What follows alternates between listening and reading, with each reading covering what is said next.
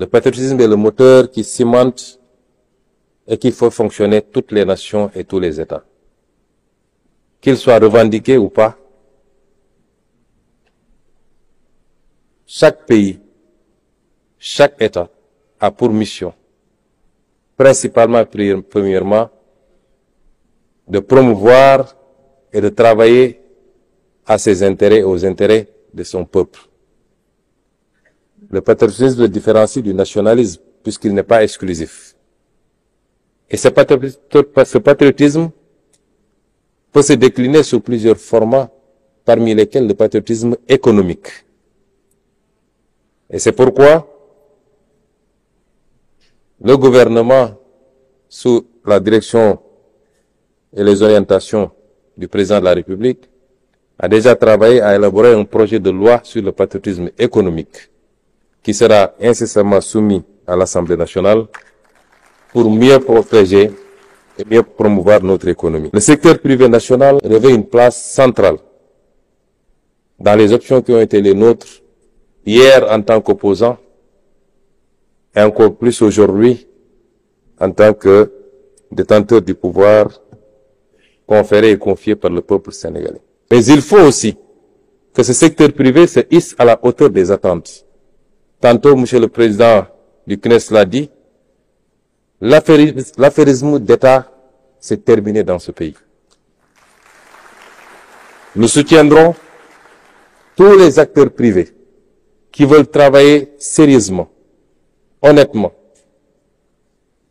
Nous combattrons et nous mettrons fin aux pratiques qu'on avait trouvées ici, où une bonne partie de ce secteur privé s'enrichissait à coup de surfacturation, de marchés grassement accordés. Cela c'est fini.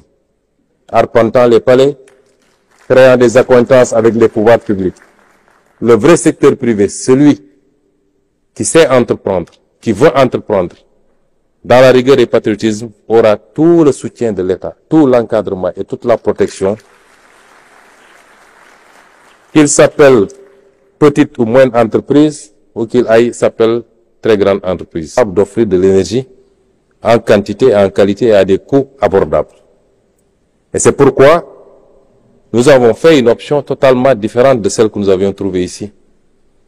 Nous avons besoin, à l'horizon 2050, de produire à peu près 10 000 mégawatts d'énergie. Nous en produisons à peine 1800 aujourd'hui. Ça vous donne un aperçu sur le gap.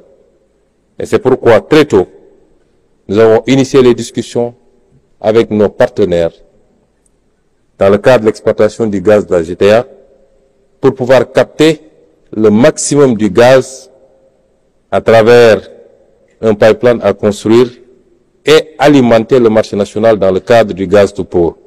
L'option qu'on a trouvée ici, c'était la liquéfaction presque de tout ce gaz-là et son exportation brute, nous laissant dans une situation de devoir continuer à importer des hydrocarbures pour alimenter nos centrales. Il nous faut travailler à offrir tous ces atouts, mais il nous faut surtout travailler à capter des investissements venant de partout, mais qui impliquent fondamentalement notre secteur privé national, qui ne doit pas être un secteur privé figurant. Et c'est pourquoi nous avons parlé de cette loi sur le patriotisme économique.